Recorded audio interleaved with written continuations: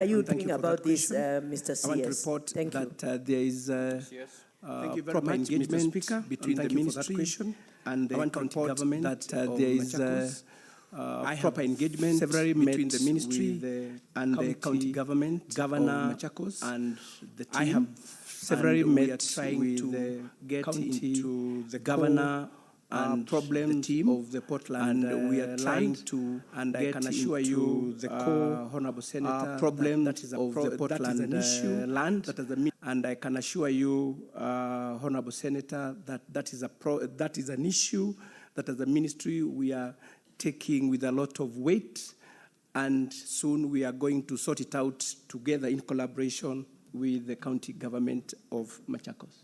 Thank you. Senator Okanyure. Thank you, Mr. Speaker. I also want to find out what the Ministry of Lands is putting in place to deal with the issue of multiple buyers, whereby sometimes this is a creation of the officers in the lands ministry. And this is notorious in Gusii region, where such cases have resulted in many unsolved murder cases which are in court now. Thank you. CS.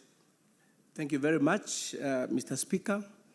It's true we have had problems with the double allocations, where you find one parcel of land has more than one title. And, Mr. Speaker, I want to assure this House that that problem will be sorted out once we are fully digitized. This is a process that we have started as a ministry. We have started with Nairobi registries, and soon we'll be rolling out the same program to other counties. We want to detach people with manual files, because that's where this problem of double allocation comes. So with digitization, I want to assure this House that most of the problems that we're encountering now on double allocation and other issues to do with lands are going to be dealt with. Thank you. Honorable Senators, we have expended slightly above, above 40 minutes on this particular question, and I believe we should leave it there. However, indeed, I've observed that the substantive primary question by the Honorable Senator Fatuma Dulo has not been given an adequate response. And the CS has actually confirmed that the information he has brought to this House is inadequate in as far as responding to this particular question. And he proceeded to say that he did not receive adequate information from the concerned commission, that is the National Land Commission. Despite his wishing to have the information has not been forthcoming. Now, honorable senators, we need to agree on the way forward, where an independent constitution deliberately refuses to give adequate information to the ministry that is supposed to come before the House for purposes of responding to specific questions. As you're aware, our standing orders only allow CSs to appear before the House for purposes of responding to questions. And therefore, as a House, we cannot summon the NLC to come and respond to questions under Standing Order 51. However, honorable senators, if you look at Part 12 of our standing orders, it gives a hybrid, the questions and statements.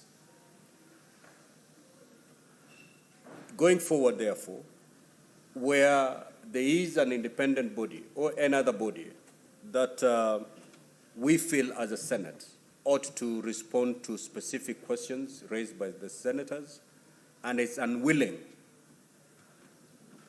to partner or to cooperate with the ministry in charge, then that particular body has to be summoned by the House Standing Committee.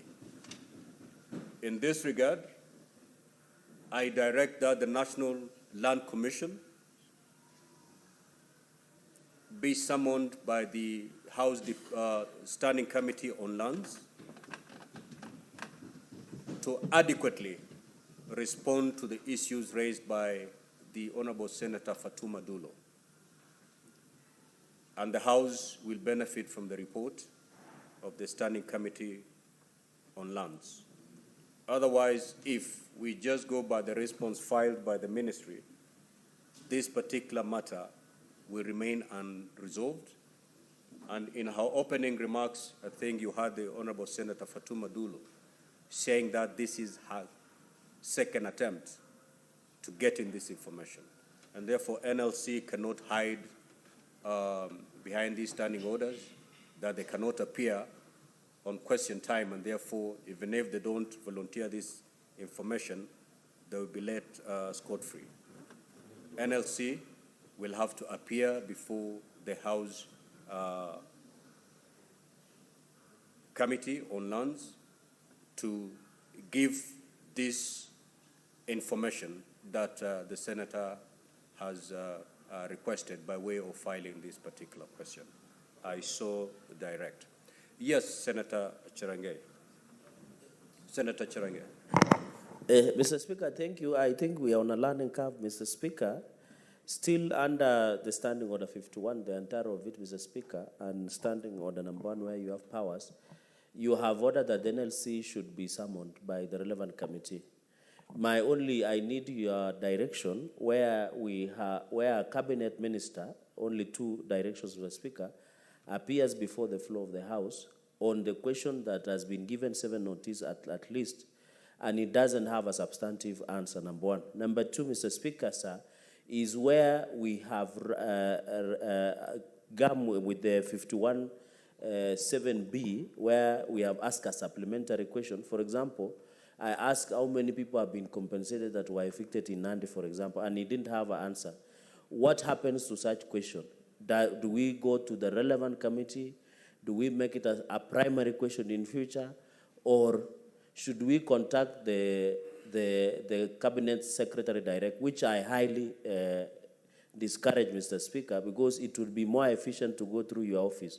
So I need guidance on supplementary questions that we are raising, and the cabinet secretary does not have an answer.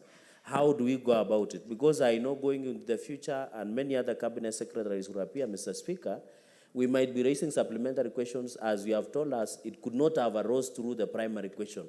So, Mr. Speaker, you need to provide direction and guidance on how we can handle supplementary questions where CS shall not have provided a substantive or immediate answer, and then where, like Senator Dulo's answer, where the CS, Mr. Speaker, because I believe the CS of Lands, Jeru, and National Land Commission are working together, unless he can submit before the House that they are working cross-purpose. Because in 2013, Mr. Speaker, when the former CS, former Governor Charity Ngilu, they used to fight a lot with the NLC. Does that fight still in existence? I know when I said Charity Ngilu, Mr. Speaker, Senator Manzo is raising his antenna. It is not in bad faith. I'm just making it as a point of information, Mr. Speaker. Does the CS of Lands and NLC work in cross-purpose? Thank you, Mr. Speaker. Senator Cherangay, your concerns are valid. If you notice, all the senators who asked supplementary questions have raised a concern that my supplementary question has not been adequately been given a response. Now, because strictly it wasn't a supplementary question, it was a new question altogether. And I think, honorable senators, if we are to make proper use of this question time, then let us learn to ask supplementary questions that flow from the primary questions. The moment you ask a different question altogether, expect a general answer. For example, when Senator Cherangay rose to ask a supplementary question as to how many people, it demands the CS to retire to his office, come through his documents so that he gets the specific number of the people. I don't think the CS could be having that number offhand. And therefore, as we ask this supplementary question, let us ask ourselves, is this supplementary question rising from the primary question, or is it a different question altogether? And indeed, your question, Senator Cherangay, that should be asked as a substantive question, because then the CS will sit, go through his documents, and give you specific details. How many people have been compensated? How many are yet to be paid? But I don't think that can be answered through a supplementary question. And if we are to help one another going forward, one, let your supplementary questions flow from the primary question. And if you think there's no correlation between the primary question and your supplementary question, then ask that question as a substantive question. Indeed, there is this issue that we need to grapple with. The issue that Senator Cherangay has just raised, the issue of the National Land Commission. It ought to be working in tandem, in partnership, in cooperation with the Minister of Lands. But I think the CS in his opening remarks said, I am not happy with what I've been given by NLC, and despite my push, this is the much I was given. Now, do we then say, enough, that's enough, just raise whatever you have, and we leave it at that?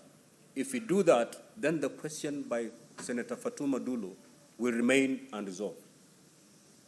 But since we are a hybrid, we have both question time and also statements committed to select committees. We can use the select committee and still end up having a very adequate response to the question by Fatuma Dulo. So in this regard, that's why I've directed that this particular matter be placed before the Lands Committee so that NLC can be summoned, because NLC cannot be summoned pursuant to the standing orders on question time. However, we have that window where NLC can still appear before the Select Committee and be made to give details as required by the Honorable Senator for Isiolo. And I think that will be the avenue that we should take. Indeed, it's a learning curve, but in the next few months, we will certainly have learned to walk. Honorable Senators, just to wind up on the issue of this. Yes, Senator Boni. Yes, Mr. Speaker, I agree with you fully about the route to go, hybrid. But let us not risk setting a precedent whereby cabinet secretaries will know that if I go and deflect the question, then I'll be free. Mr. Speaker, in the structure of government, when the president was naming cabinet secretaries, he told the country that the office of the chief cabinet secretary will be responsible for coordination of parliamentary legislative agenda. Mr. Speaker, this being the case, and I don't want to look like I'm deferring with you, this being the case, I would have expected that the moment the CS said that he was not satisfied with his answer, we were supposed to stop there, because supplementary questions would have arisen from that response. We stopped there and sent him back to come back with a proper answer. And then it would be up to him, Mr. Speaker, sir, to go to the office of the Chief Cabinet Secretary, who is responsible for coordination parliamentary legislative agenda, for them to sit together with the National Land Commission and come here with a comprehensive answer. Mr. Speaker, is an option you can think about, but my mind tells me, let us not allow cabinet secretaries to deflect questions. Senator Boni, why do you want to walk a long journey and yet you can actually summon NLC at the committee level? Why do you want to tell the CS to go back to the chief cabinet secretary so that they can have a tripartite meeting between the two and the NLC, craft a response, then they come here? Whereas under standing orders, the Select Committee on Lands, the Committee on Lands of this House can tomorrow summon NLC and get the information that is required. And mind you, Senator Bonnie, the big problem here is that these commissions are independent constitutionally. These are constitutional offices, and they have some kind of independence. To what extent can they be answerable to the ministry? Because if they flex that independence, then there's very little that the ministry can do. However, in this House, nobody can show that card of independence. Everybody is answerable to this House. And that's why it is easier for this House to summon NLC and still get all this information. NLC is not answerable to the Chief Cabinet Secretary. If they flex that card of independence, the Chief Cabinet Secretary will come here and say the very same thing that the Cabinet Secretary has said. So then why do we want to go that route? Let the committee summon NLC and let NLC respond and provide answers to the question that the Honorable Fatuma Dulo has actually posed. And I think the Honorable CS has been very candid, that immediately this matter came to me, I drew the attention of NLC. We expected NLC to have given all the information to the CS for him to read out today. They decided not to cooperate with the ministry. Why? Because of that issue of independence. So I think it's easier for this Senate, through the committee, to summon NLC, as opposed to journeying, that long journey that Senator Bonio suggested. Yes, Senator Mandaka. Thank you very much, Mr. Speaker. That's the point of clarification. I don't know when the CS says he didn't receive substantive report from NLC, and he's accompanied by officers from NLC, Mr. Speaker. I really don't know whether to trust what the CS is saying. Otherwise, what are the officers of NLC doing, accompanying it with a report that is not sufficient for this House, Mr. Speaker? Honorable Senators, there are matters that I think are subject for discussion at SBC, and let us not handle them at a plenary. Going forward, your concerns have been harvested. Certainly, when SBC sit to discuss these matters, we will be able to give a proper and firm way forward on this matter. It is our first session handling questions. As Senator Chirange has said, it's a learning curve. We want to see how it goes today, take this experience we've had today, and as we sit as SBC, we see using this experience going forward, how do we better the question time? Before we ended, before I discharge the CS lands, CS, one of the issues that has been raised is the fact that you filed your response late. According to our standing orders, you're supposed to file your response 24 hours before plenary. And therefore, as you retire, next time you're called upon to respond to questions, make sure you file your written responses 24 hours before plenary. And also, as you rise to respond to the questions, make sure you read verbatim what you have filed, and then thereafter you can actually make supplementary responses by giving additional information. But the first attempt to your response, you have to read your response verbatim, and thereafter you can supplement it by another information verbally.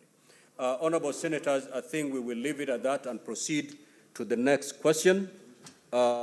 I may now proceed to discharge the CS lands. So as the CS lands retires, and as we wait for the next CS, I will allow Fatuma Dulo. You're not raising on points of order. Just say points of clarification, because if you raise on a point of order, I will not allow you.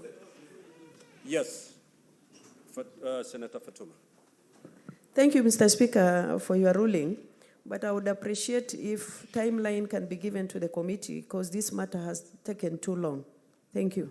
I think any matter that is committed to a committee, the standing orders actually provide the time within which committees should work. So it will follow the same order.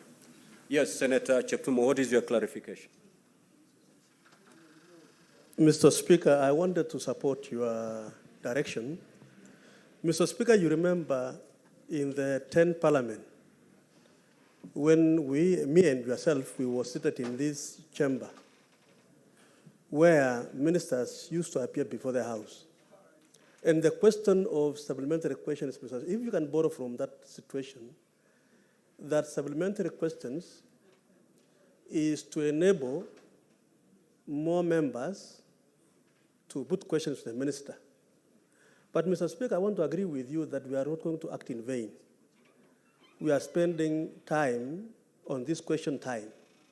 And I think when we are also seeking questions as members of this House, we should be able to understand the institutions we are seeking those questions from.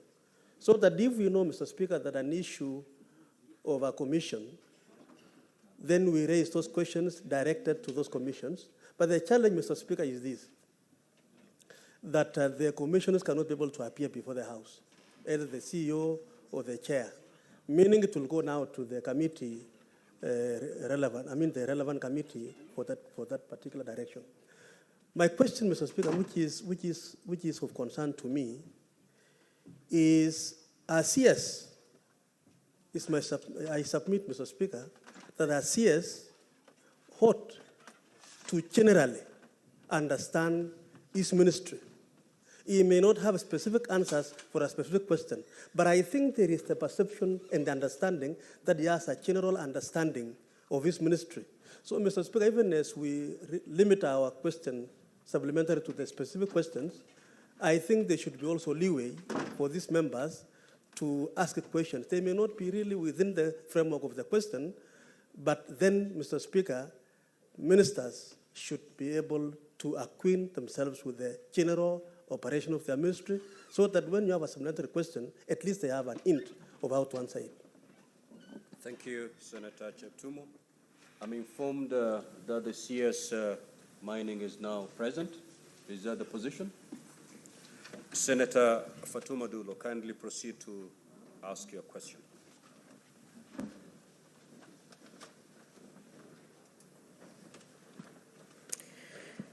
Thank you, Mr. Speaker. Sir, I beg to ask the Cabinet Secretary for Mining, Blue Economy and Maritime Affairs, what is the rationale for the imposition of the existing moratorium on the issuance of mineral rights by the government? Number B, could the Cabinet Secretary state the benefits accrued so far from the imposition of the moratorium? Finally, Mr. Speaker, what plans are in place to have the moratorium lifted in view of the negative impact it has on the economy? I thank you. Honorable CS, kindly proceed to respond to the question. Mr. Speaker, sir, and honorable members of the Senate, I have my comprehensive statement on the issues raised, but maybe before I read them, I want to take this opportunity to thank the Senate for providing a platform where we can be able to share the details that happen in the Ministry of Mining, Blue Economy, and Maritime Affairs. So, Mr. Speaker, in regards to the issue of the moratorium, my response would be as follows. In December 2019, the then Ministry of Petroleum and Mining received communication from the head of public service communicating a decision by the National Security Council to halt issuance of new mineral rights. The letter intimated that the Council had considered that due to an ongoing national resource mapping exercise, there was need for the government to hold issuance of new licenses for exploration and mining. The rationale, therefore, Mr. Speaker, for the moratorium was to safeguard Kenya's national interests by developing the right data and eliminate speculation on availability of substantial mineral deposits. The suspension would also allow the government to complete the mapping exercise without an influx of speculative mining license applications that would have posed a threat to Kenya's mining sector. The suspension was also informed by the need to address existing geological data gaps that have existed in the past without interference from private sector players. These gaps have resulted in losses as government is solely reliant on the private sector for provision of detailed geological data on mineral deposits upon application and grant of mineral rights. Further, the moratorium was perceived as a tool to assist government in better regulating the sector and avoid Kenya falling in the resource scarce trap. On the second part of the question, Mr. Speaker and honorable members, following the imposition of the moratorium, the government has had an opportunity and successfully instituted reforms in the management and regulation of the mining sector that has been beneficial to the country. Among the most outstanding reforms relates to the completion of the nationwide airborne geophysical survey and generation of a preliminary report which shows 970 mineral resource anomalies that require further confirmation. And honorable members, I want to confirm that we have this report for geophysical survey, which has shown 970 mineral occurrences across the country. The creation of a new state department to explore Kenya mineral resources is an affirmation of the government's commitment to exploitation and management of its mineral resources. In fact, the department is a wealth creation department. It's therefore anticipated that the new department will better manage the sector sustainably, effectively, and for prosperity. Further, within this period, the department originated a cabinet memo on mineral processing and value addition, which has so far been approved by cabinet. Towards this end, the ministry has a draft mineral processing and value addition policy that will guide the sector towards this once it is concluded.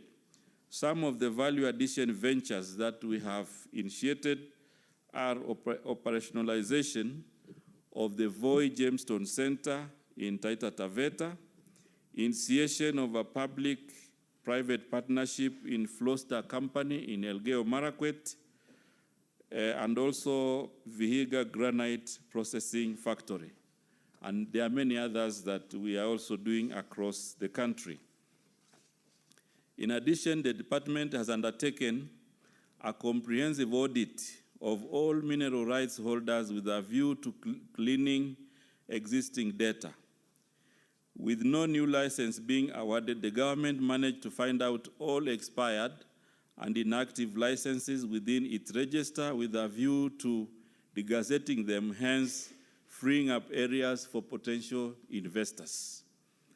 The government recognizes the central role played by over 800,000 artisanal and small-scale miners in poverty eradication and socioeconomic development.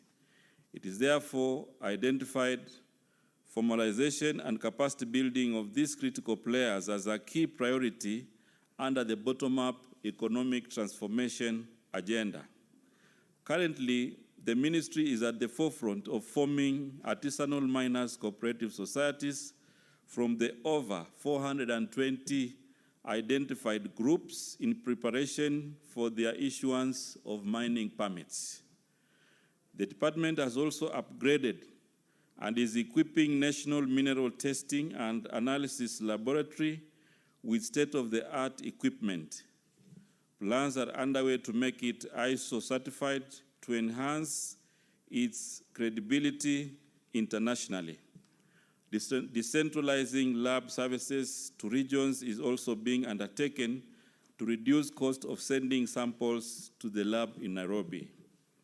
The department has been carrying out mapping of illegal areas, mining areas, profiling these activities, and is liaising with other government agencies to curb illegal mining operations and restore order, security, and associated gains through strengthening of the compliance, enforcement, and inspectorate functions. The final part of the question, and I respond, because it says, what plans are in place to have the moratorium lifted? The department has put in the necessary safeguards aimed at sustaining the gains already realized and informed decisions for lifting of moratorium. Towards this end, the ministry has undertaken a number of reforms aimed at inspiring the mining sector in the country and attract investors to this sector. The initiative being undertaken are the following. Number one, conclusion of the airborne geophysical survey and generation of a preliminary report identifying over 970 mineral occurrences across the country. Number two, initiating the process of ground truthing in prioritized 16 counties with critical and strategic minerals. Number three, concluded the development of an in-house, in-country mineral processing system, an online mining cadastre integrated with national institutions such as KRA, e-Citizen, business registration services, among others. This will allow government broader control of all mineral rights and ensure timely issuance of mineral rights as stipulated in the Mining Act 2016. Number four, instituted a comprehensive audit of all mineral rights and weeded out all illegal licenses, inactive, expire, idle, and speculative hoarding to free up areas for serious investors and concessions. Number five, prioritize the formalization of artisanal and small-scale mining through formation of marketing cooperatives to enhance artisanal mining incomes, simplify their regulatory environment, and improve their mining standards. Number six, prioritize exploration of critical and strategic minerals such as coltan, rare earth elements, manganese, nickel, chromite, uranium, chromite, graphite, copper, gold, and iron ore. We currently have dedicated teams undertaking ground truthing in a number of counties. This is aimed at having adequate data relevant to the investors' needs and enhance our pool for concessions. Number seven, initiated review of legal instruments governing the sector. The Mining Act is under review. The Mineral Value Addition Policy and Act is also under development. Explosive Act, royalty sharing framework to communities. Other regulations being amended are state participation, use of goods and services, local content, and mine health and safety regulations. Number eight, organized our geological data into a database for ease of use by potential investors. This is aimed at providing up-to-date, reliable, and critical information on mineral resources in the country. Number 8, digitized critical processes in the department, which include the online cadastre, the royalty collection or royalty management system, explosives insurance management system, laboratory processes, and also library management system. Strengthening of mineral audit and enforcement unit to eliminate illegal mining and mineral smuggling, and this is being implemented through a multi-agency approach. Then the last one, reorganization and resourcing of regional offices. This is aimed at empowering the artisanal mining committees to facilitate issuance of permits to artisanal mining committees.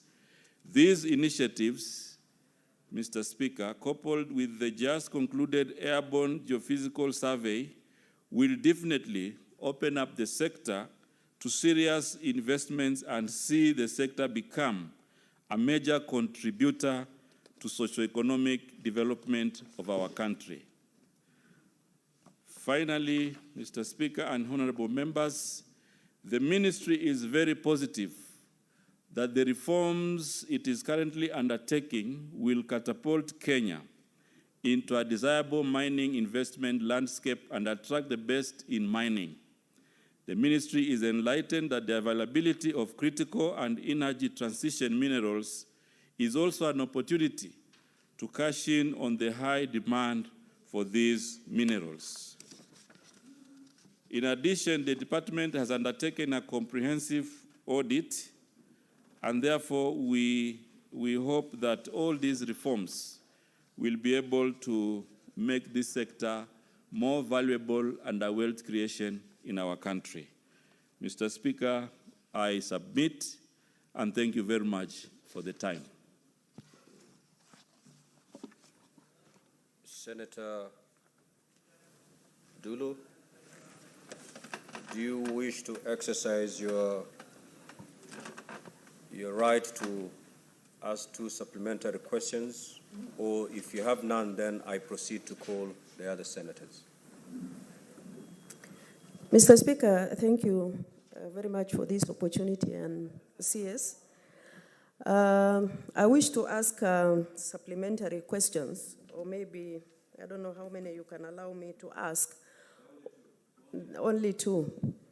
Now, the CS has given an elaborate strategy on how they are going to improve the sector.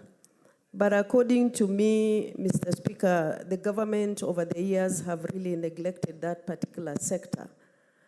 And I wish the uplifting of moratorium, because this is really beneficial to the communities, especially in northern Kenya, where we are losing a lot of revenue.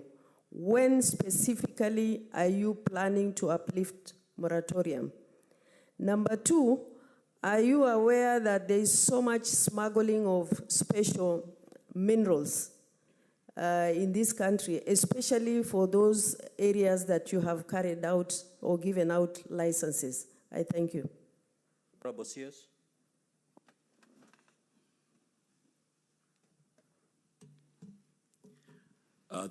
Thank you very much, Mr. Speaker.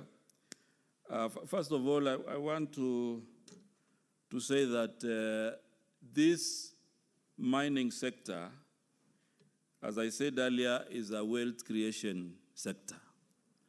However, it will not be beneficial to our country if we don't have initial investments. And therefore, whatever I presented here, Mr. Speaker and honorable members, are the key reforms that will make this sector more beneficial. Initially, this mining sector did not even have data. And therefore, the government relied on... Honorable CS, maybe I help you by rephrasing.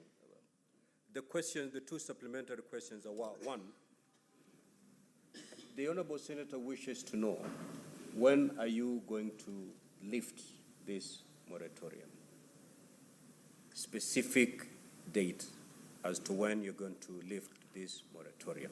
Secondly, are you aware that there has been so much smuggling of mineral wealth from this country?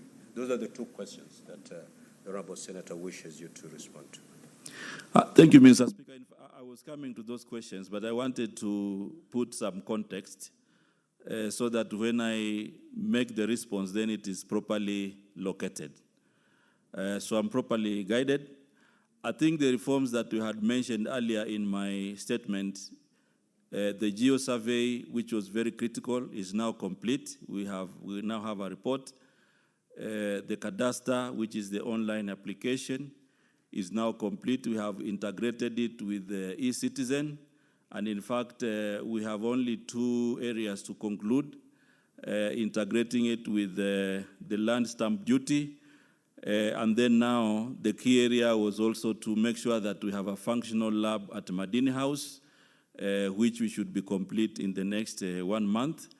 So I think the date when we are going to lift the moratorium, I can comfortably say that before end of June, we should be able to lift the moratorium because of the other reforms that I have said we have completed. Then secondly, on the issue of smuggling and basically the entire topic of illegal mining, yes, we are aware because we have had a comprehensive process where we have been sending our teams, multi-agency teams in each county so that they can be able to identify the illegal mining activities. And I know also one of the counties we have identified is Isiolo County, where we have illegal immigrants to the tune of around 3,000 doing illegal mining. We have also quite a number of counties, including Kilifi, where we have challenges of smuggling, manganese, and many other minerals. And these next 2 days, we are actually concluding, the team is concluding this report, and we've agreed with our colleagues in Defense and Interior to take action so that we can flush out the illegal smugglers and immigrants doing illegal activities. So I think in the next few days, I want to assure the House here that we'll be taking stern action on those doing smuggling and illegal mining activities. Senator Boni, you keep it short, and CS, as you're responding, just keep it under 1 minute. Mr. Speaker, my concern is about raw materials, be it iron, mineral metals, and so on. What is the minister doing to ensure that the strategy that has impoverished Africa, and Kenya in particular, over the years, whereby we export our raw materials, does the ministry have a strategy of ensuring that we move from trading in raw materials, but trading from materials, mineral materials, which we have processed? And finally, Mr. Speaker, with your permission. That was 1B. I had said 1A. So I was going to 1B. Honorable CS, proceed to respond. Thank you very much, Mr. Speaker. I want to inform the House that we've already submitted a cabinet memo for mineral value addition and mineral processing. And that cabinet memo has already been approved.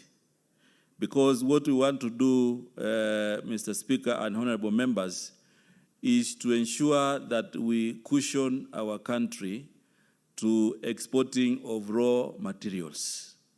There are a lot of minerals that we can add value in country, and that is why we've already been granted approval to go ahead and do a mineral value addition and processing policy, which is now in progress. Additionally, Mr. Speaker, we have also mapped out the country and identified areas where we will be putting up value addition investments. One of the areas, for example, in Western Kenya is Kakamega, where we have identified Kakamega for gold value addition. We've also identified Vihiga for granite processing. We have also identified Taita Taveta for gemstone processing, and I think that one very soon we should be able to roll out its implementation. And we have continually also identified other areas across the country where we will have value addition centers.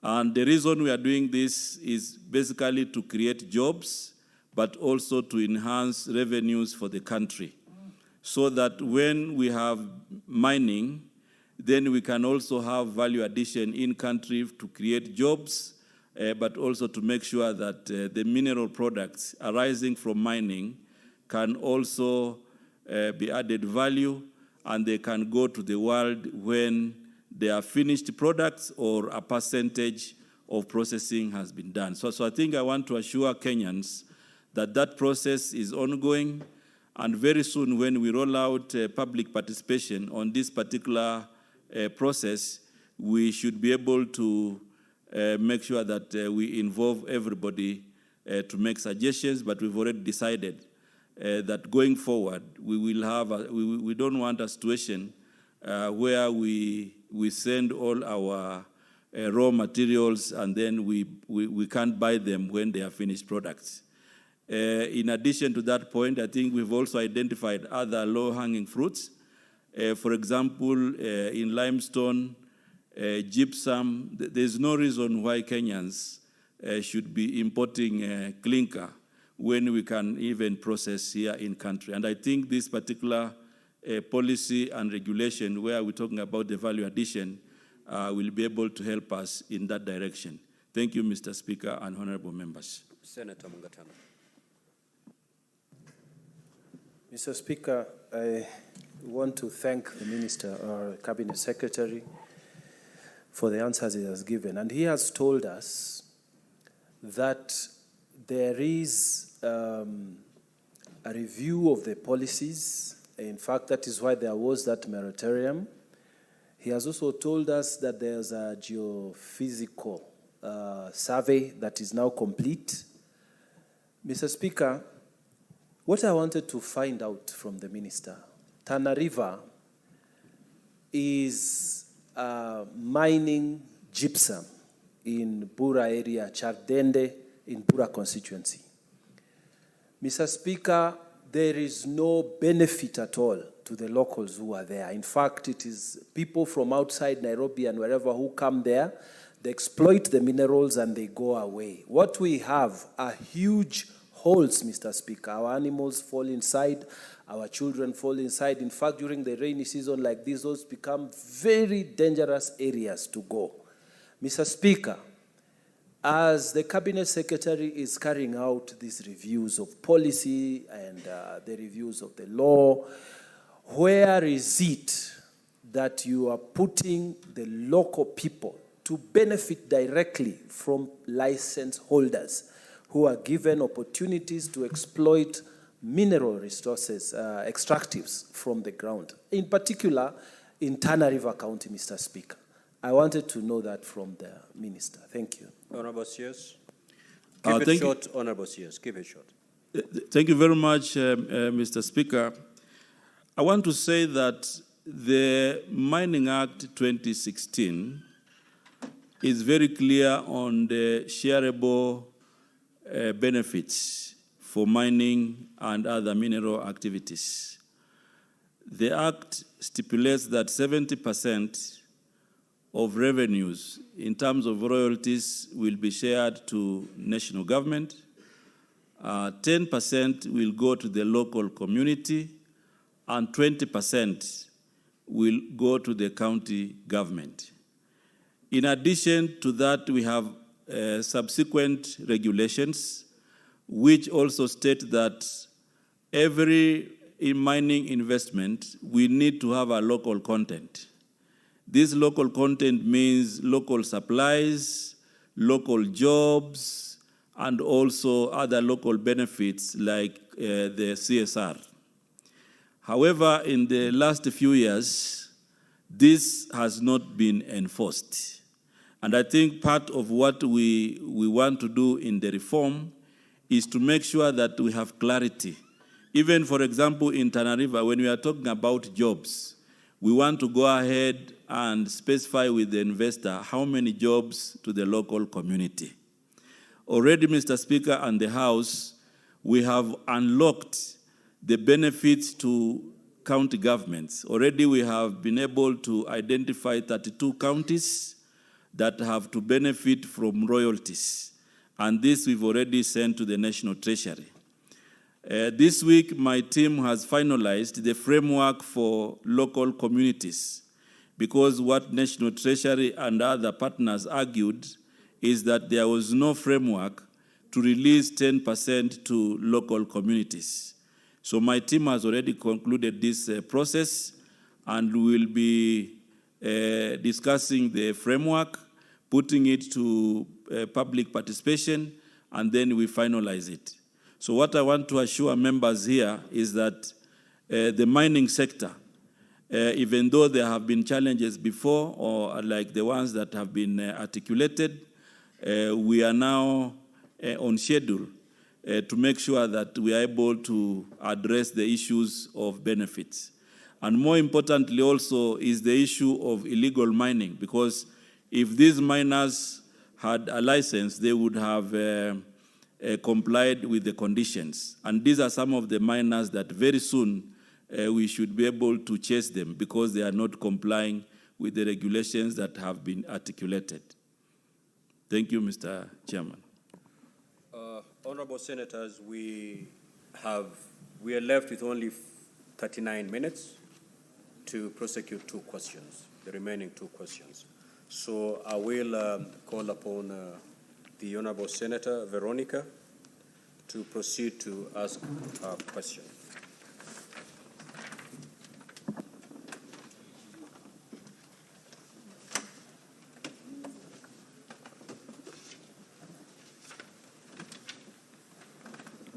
Honorable CS, I first want to thank you for taking time to come to the August House to respond to the questions that have been brought to your ministry. Honorable CS, the Africa Blue Economy Strategy, in which Kenya is also a player, is consolidated and themed into various technical areas. And those technical areas, Honorable Minister, are cross-cutting. We are aware they are cross-cutting, but the questions that I bring to you today are for you to respond to whether you could provide information as to the state of infrastructure that you have put in place to facilitate exploration of ocean renewable energy, and what initiative the ministry has taken to enhance the exploration of offshore gas and oil. That is named as question number 5, and I don't know whether, Honorable Speaker, you'd allow me to also pose the question number 6, so he responds to both. You pose one question at a time. Okay, thank you. Then he could Honorable CS, proceed to respond. Thank you very much, Mr. Speaker. In regards to this question, which has two parts, first of all, I want to take note that the technical response to this question would be in the Ministry of Energy. However, I understand that the blue economy and blue resources are very inclusive into the issues that have been raised by the Honorable Senator. So my response on this matter will be as follows. The Ministry of Blue Economy, Maritime, and also Mining is working together with other ministries in developing a blue economy strategy. If you look at the sectors in the blue economy, we have quite a number of them. We have issues of tourism, we have issues of biotechnology, We have issues of fisheries, which are really interdepartmental. They cut across. So as a ministry in charge of blue economy, what we have decided to come up with a national blue economy strategy. And this strategy is already at an advanced stage. We are working with IGAD and other partners so that then this strategy will be able to itemize the key areas that we need a strategic shift. And that will include the area of gas, oil, and energy. Before we have a strategy, we cannot put in the requisite infrastructure to explore these particular resources. So I want to assure the House that we are now concluding the National Blue Economy Strategy, which encompasses all the blue economy sectors, and it will definitely provide guidance. The other item, which is also very critical, we are doing a marine spatial plan. And this marine spatial plan will definitely help us to organize the blue resources, especially in the Indian Ocean, so that even when we are talking about gas and oil, we can specifically locate this particular resource in the Indian Ocean. And this marine spatial plan, we are working with World Bank and also other partners so that we can make it a reality. So in order to transition into blue economy, in the midst of current challenges such as overexploitation and climate change, among others, the government is investing in marine spatial plan. The process is intended to unlock opportunities and mobilize resources that can protect coastal, marine, natural capital, and use these resources sustainably now and in the future. The marine spatial plan process is currently funded by international partners, and as we go along, we will be able to open it for participation. So, Mr. Speaker, I believe these two elements should be able to take care of the question in its entirety, part 1 and part 2. Thank you, honorable members. Thank you, CS. Senator Veronica Maina, you have any supplementary question? You have 2 of them? Okay, proceed. Honorable CS, we know that our ministries in Kenya have very many good papers and good concepts and good strategies that are lying on shelves, unfortunately, awaiting implementation.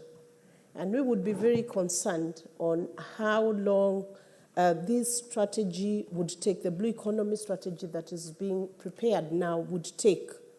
What timeline would the ministry commit to in terms of completing this blue economy strategy, because the resources continue to lie in the oceans as many people are seeking for jobs and not able to harness God-given available resources that are in our coastal zones, in our maritime zones, and any maritime domain that is within the Republic of Kenya. CS. Thank you very much, Mr. Speaker. I want to say that the national blue economy strategy is in its final stages of completion. So it will not take years. It will only be taking us another 2 to 3 months, and then we'll have it completed. In fact, most of the work has been done, but we want to be as inclusive as possible so that we don't miss any stakeholder. So we already have a draft, which we have already given input, and I think in the next 2 to 3 months, we should be able to complete the strategy. Then secondly, on the marine spatial plan, again, we should be launching its groundbreaking in the next financial year in July. Right now, we are putting in place the various stakeholders and agreeing on the process, and then we should be launching it to begin in the coming financial year. Thank you, CS. I'll allow a few senators to ask just one question, supplementary question, each. Oh, I thought you did the two of them simultaneously. The Oh, spatial planning and the strategy. okay, proceed and ask the second question. Honorable CS, there are other nations which have developed their blue economy to a point where they have grown very rich and the economies are very strong. A nation that I would give as an example being Norway and the US, Honorable CS. And they already require resource, a human capital resource that Kenya already has. What has your ministry done to ensure that Kenyans can still enjoy working and being prepared to come in and harness the resources in our seas by working in other zones where jobs are available for seafarers? CS. I think the question goes beyond the earlier response, but Mr. Speaker, I will request to respond. Through the State Department of Maritime and Shipping, we have a program for seafarers. And we normally train the seafarers through the Bandari Maritime Academy. And last 2 weeks, we were able to flag 500 seafarers who are destined for different regions. Some are going to work in the US. Some are going to work in countries in Europe. Some are going to work in South Africa and different parts of the world. Honorable members, that program is ongoing. We flagged off 500 last 2 weeks, but the program is ongoing. So I want to assure the Honorable Senator that Norway and US and many other countries, when it comes to Kenyans working there, our Department of Maritime and Shipping is very critical, and we are already running that particular program alongside agreements that we've had with international shipping lines, so that after training, then our young men and women can find jobs in ships. I think what I would wish to say in this particular program of seafarers and training Kenyans is the issue of more resources, because after training, they are supposed to have practicals or what we call sea time, and these are areas that we will need to invest so that our young people can benefit from this program, and especially upgrading and resourcing the Bandari Maritime Academy so that it can handle much more of the requirements as stipulated by International Maritime Organization. Thank you very much, Mr. Speaker. CS, thank you. CS, from your submissions, you are very generous with the information.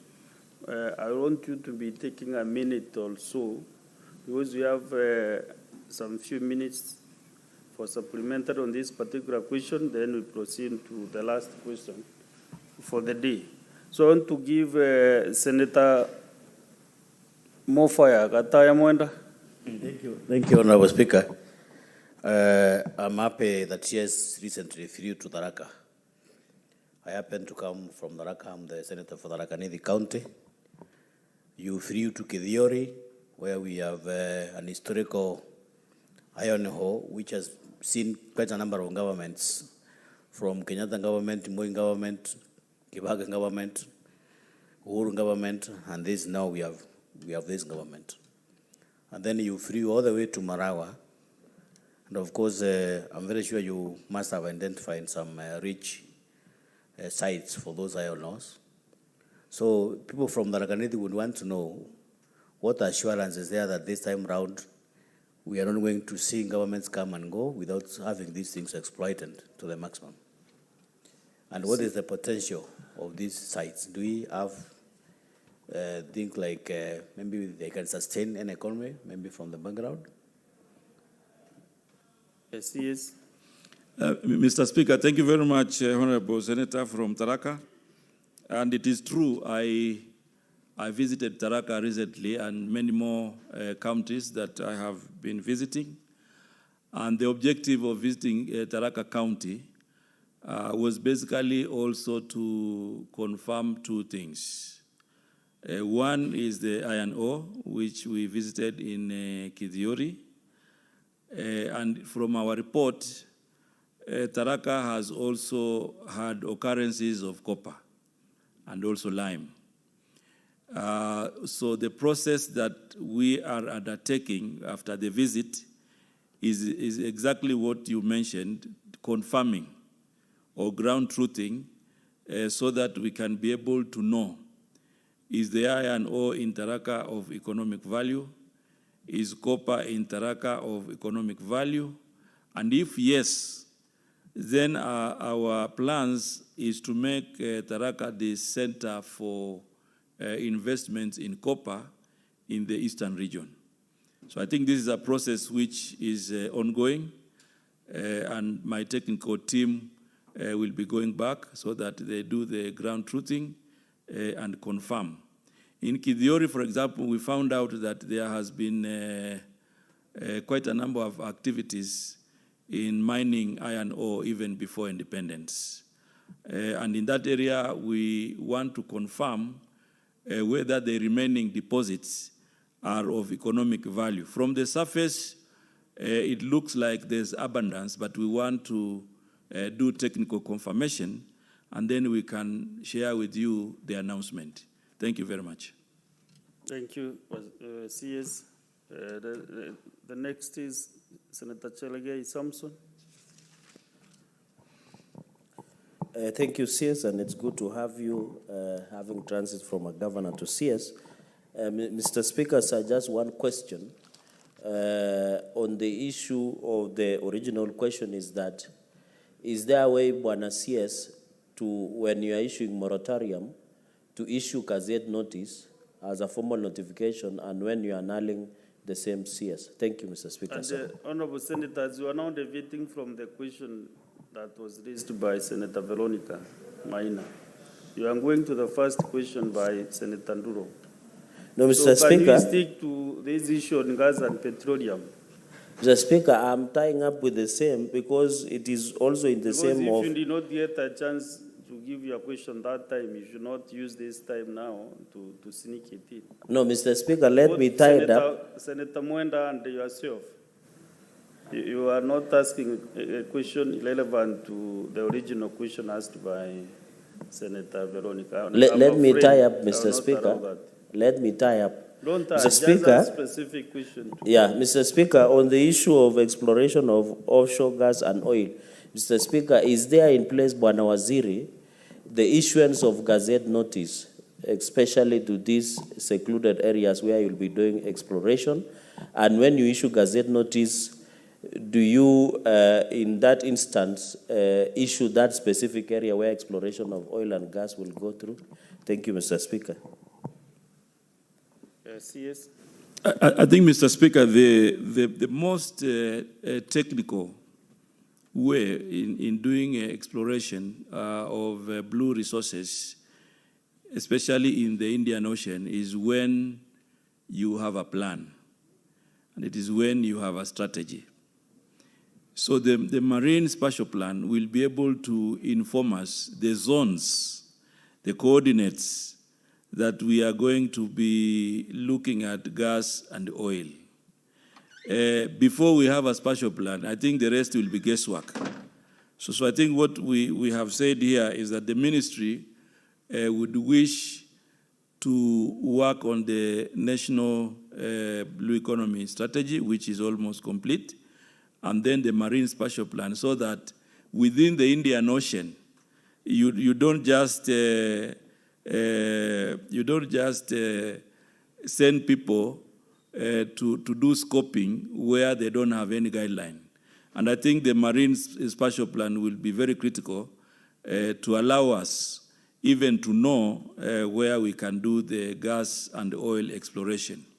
And when we arrive at that point, we will be able to rope in our colleagues in Ministry of Energy, because they are the ones now who have expertise to be able to roll out that kind of exploration. So I think that is how we think we should be moving forward.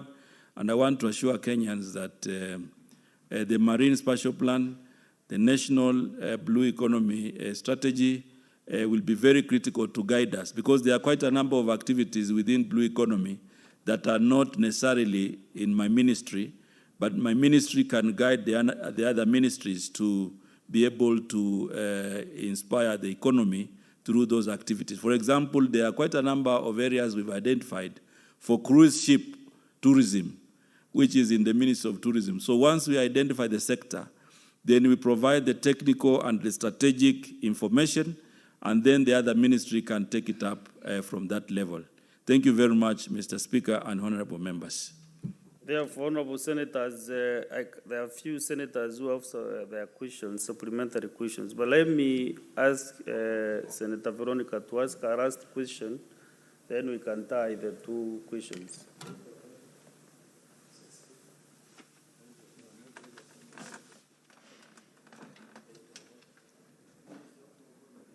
Out of order, or who is out of order? Proceed with Senator Veronica.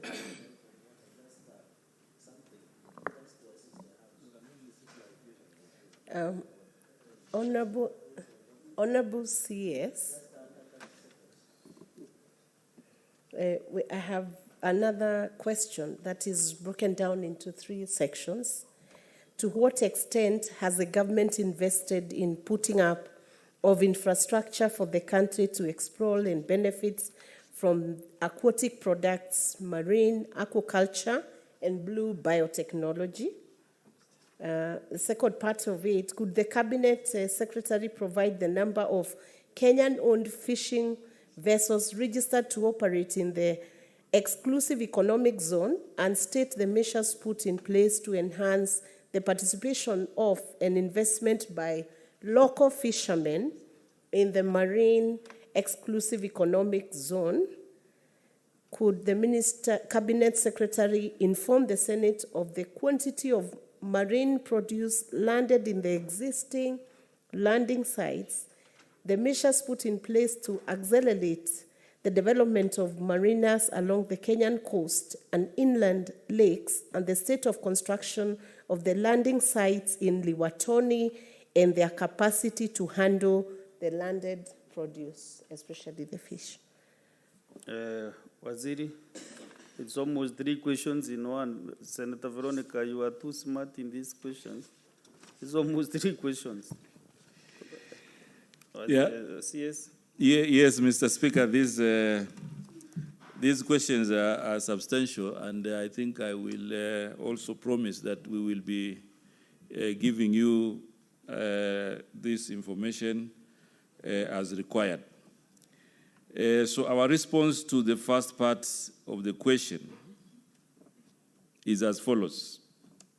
The Liwatoni ultramodern tuna fish hub project and tuna processing will serve fishermen from the entire Kenya coastline and the foreign fishing vessels that are operating within the exclusive economic zone. The State Department of Blue Economy and Fisheries is implementing phase 1 of the Liwatoni ultramodern hub that is scheduled to be completed in the next 6 months to pave way for the second phase, which will be implemented through the public-private partnership arrangement.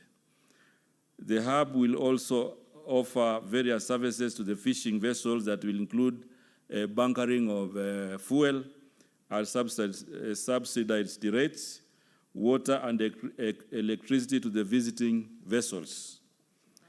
Number 2, we have Kabonyo Fisheries and Aquaculture Service and Training Center of Excellence project. The Kabonyo Kanyagwal Fisheries and Aquaculture Service and Training Center of Excellence is a project which will cost 1 billion to be implemented between the government of Hungary and the government of Kenya, and phase 1 finances have already been provided. This project will entail the development of a Nile Perch Technology and Innovation Center, Aquaculture Resource Center, and Kenya Fishing School. Besides, this will include infrastructure, institutional, and acquisition of technology for enhancing fish farming enterprises, upscaling of the existing production of Nile tilapia and African catfish, undertaking of new trials of cultured species, supply of water and electricity, and installation of equipment and training facilities. Further, this project will involve adoption, domestication, and selective breeding of Nile perch, common carp, and milk fish that will be expedited to increase the number of cultured species. The selectively bred new cultured fish species will be extended to farmers for adoption for small, medium, and large-scale farming. In terms of progress, Mr. Speaker, of this project, the procurement process for Cabonyo fisheries and aquaculture has already been finalized. We are now in the process of finalizing the country agreements, and then we should be able to do groundbreaking for this project. The other project that relates to this question is the Aquaculture Business Development Project, and this is a 14.9 billion GOK and IFAD-funded project being implemented in the counties of Nyeri, Meru, Kirinyaga, Embu, Tharaka Nithi, Kajiado, Machakos, and Kiambu in the central region, and Kakamega, Migori, Homa Bay, Busia, Kisii, Kisumu, and Siaya in the western region over a period of 8 years, with the objective of increasing income, food security, and nutritional status of the rural poor. The program is enhancing smallholder aquaculture production by providing aquaculture inputs, which include pond liners, fingerlings, predator nets, fish feed, smallholder aquaculture value chain development, and providing aquaculture sector and enabling environment and support services. The other project that relates to this particular question is a Government of Kenya and World Bank funded project, which is dubbed Kenya Marine Fisheries Socioeconomic and Development Project. This is a 5-year project jointly funded by the two institutions at a cost of 10 billion, and is implemented in the 5 coastal counties of Kwale, Mombasa, Kilifi, Tana River, and Lamu. The project development objective is to improve management of priority fisheries and mariculture and increase access to complementary livelihood activities in coastal communities. The other project that relates to infrastructure is that we have construction and rehabilitation of coastal... Maybe you give in point form because of time, and so that also the more of the question can also give the supplementary question. The comprehensive report, maybe you can share with the member, or maybe already she has the report. Then we summarize. Thank you, Mr. Speaker. I think I was complying to the direction given when my colleagues were here that the statement is read in full. However, I agree with you, this is something we can quickly summarize without going through every point. In terms of the coastal fishing infrastructure, we have done mapping for the entire Indian Ocean in the coast region, and we have fishing landing site infrastructure. For example, in Kilifi, we have Kichwa Chakati and Ngombendi. We have Gazi, Kibuyuni, and Vanga in Kwale County. And we have upcoming infrastructure in Lamu County and also in Tana River County. Alongside that, we have also other plans for this financial year where we will be doing 5 more landing sites in the coastal region. I think the most important area that I want to mention, Mr. Speaker, is that these landing sites that we have identified across the Indian Ocean and also in Lake Victoria, we also want them to be value addition centers, so that it is not just landing the fish, but the fishermen can immediately find cold storage at the landing site, so that the landing site then can provide them with an opportunity to delay the sales And I think this is the most important departure from previous activities. Alongside this is that these landing sites are going to be in beach management units, and these beach management units, we are already working around them to apex them to be cooperative societies so that they can coordinate marketing at the same time. So I think this is a process that is already ongoing, and we've identified 445 groups across the country that we should be able to transform into cooperative societies. The other point in terms of infrastructure is developing fishing ports, and we are doing a Shimoni fish port at a cost of 2.6 billion. This is being spearheaded by the Kenya Ports Authority, and then we'll be coming in at the point of looking at the processing infrastructure. We also have identified Mokoe in Lamu, where now the issues of land are being cleared so that we can be able also to advertise its implementation. We have also landing sites across the inland waters. In Lake Victoria, for example, we have landing sites, Sori in Migori, we have Luanda Kotieno in Siaya, we also have Mulukoba in Busia, we have Nyandiwa in Homa Bay, we have Ogal in Kisumu, and also Asat and Wichlum in Siaya County. So these are also areas that we have identified we need to upgrade the landing site so that we can be able to have value addition in all of them. Alongside that, Mr. Speaker, we are also working on quality laboratories. We have one in Nairobi, one in Kisumu and Mombasa, and we are now in the process of accreditation so that they can receive their international certification, and we can be able now to utilize them. Additionally, in order to improve aquaculture, we also have training facilities that we are doing. We have Sagana in Kirinyaga County, which will be supporting in the area of aquaponics. And then we also have Kiganjo, which is also going to add value in terms of cold water rivers in Kenya. To grow the blue economy, we have also identified areas that we need capacity building, and therefore we have a National Mariculture Resource and Training Center, which will also be running through a public-private partnership once it is completed. And this is a project which we are doing in Shimoni in Kwale County.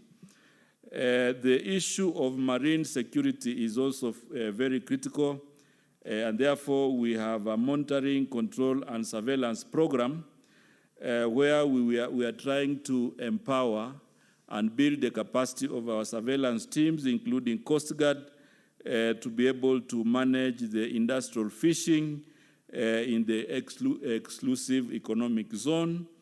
And recently, we were able to launch 6 boats at a cost of 306 million, which are going to add to our fleet to improve our surveillance in the Indian Ocean.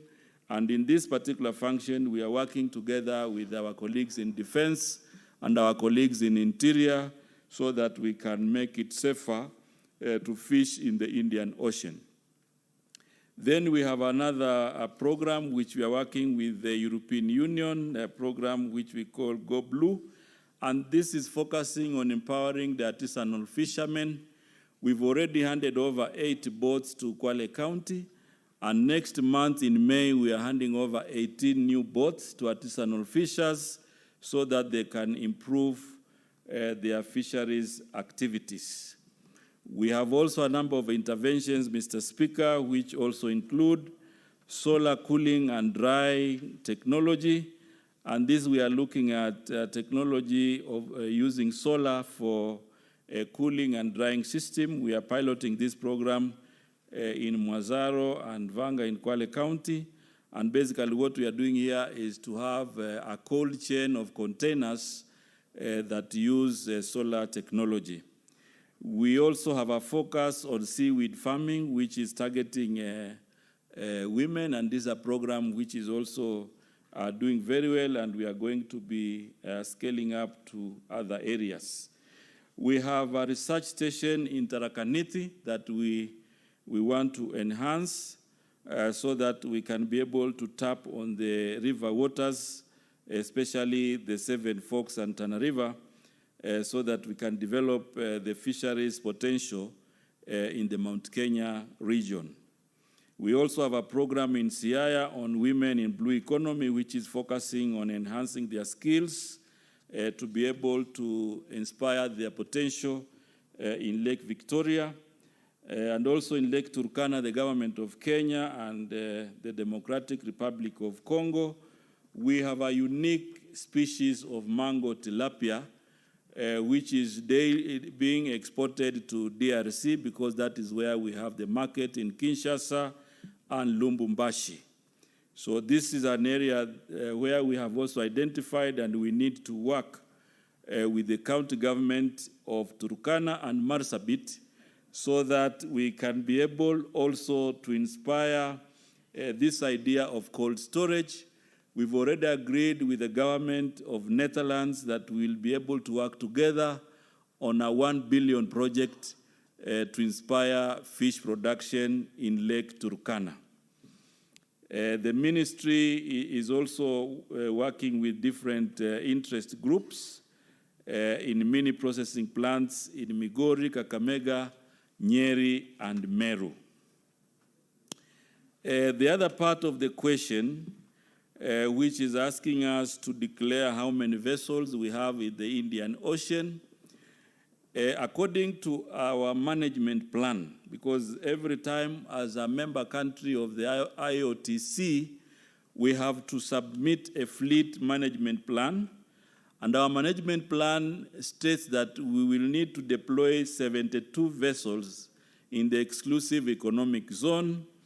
These are 54 longliners and 18 Parsenas, and already we have local businessmen who are also fishing in the EEZ. We have 7 vessels that are currently deployed in the EEZ, and they are also doing industrial fishing. Of course, this is an area which I want to tell Kenyans that it is an area we really need to invest in, because this is where the money is in terms of fisheries, and that is why we are working to have Liwatoni to function so that we can be able to inspire many more investments in the EEZ.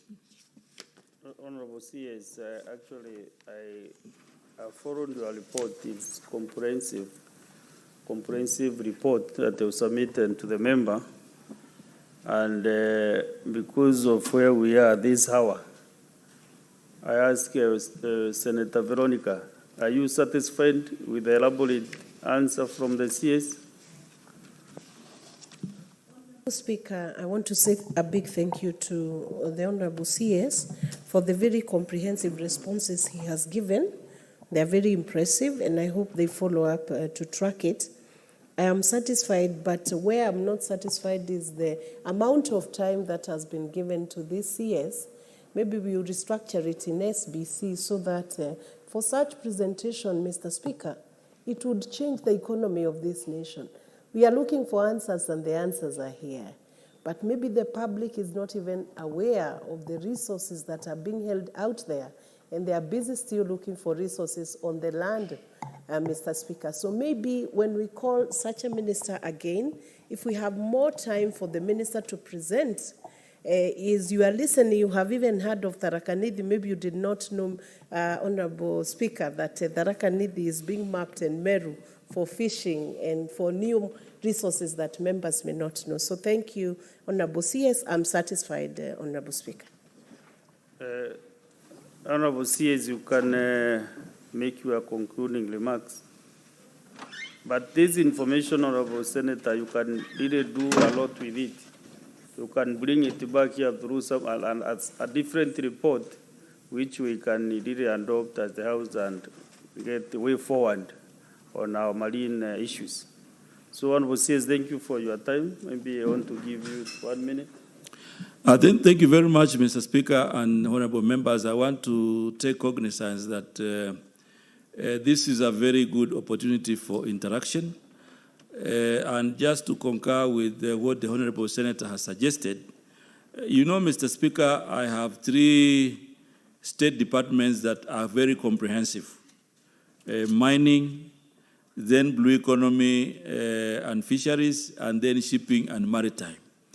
It will be important to mention at this point, for the benefit of this House, when the questions are structured, I think it is important that we don't combine the State Department so that we can have more time to interact, because this ministry is a new ministry, but this is where the future of the country is. So I think it is important that we, in the future, we can give time to each State Department so that we can be able to share with you some of the progress and some of the strategies that we are already making. Some of the strategies we are doing require legislation, require the participation of both houses of Parliament, and therefore it would be important to give it more time in the future. And even, you know, some of the issues here, I hurriedly summarize them, but they will be critical to inform Kenyans on the direction of mining and blue economy. But what I want to assure the country is that on matters mining, we are up to date on the strategic reforms that we are doing. On matters blue economy, we are also very key, and we are very keen on the strategies that we have laid before. And also, we are really working to grow our maritime and shipping so that then we can be able to finish this. Thank you very much, Mr. Speaker. As the chair of this session, I would request that we will be able to do a retreat with your ministries, State Department, so that we really benefit from what you are doing. I really recommend that the concerned committees should do a retreat on all your area so that we can benefit and be able to serve our people better. So, have your seat. So, honorable senators, it's now 2 minutes past 1 p.m., time to adjourn the Senate. The Senate therefore stands adjourned until today, Wednesday, 26 April 2023 at 2:30 p.m. Thank you.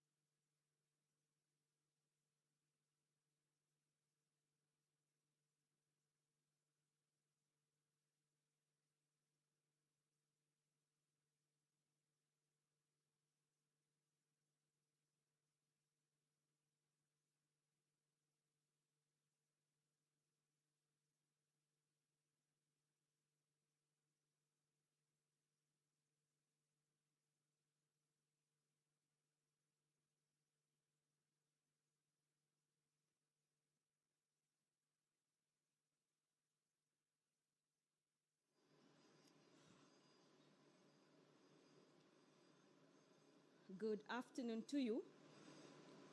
You are watching the live broadcast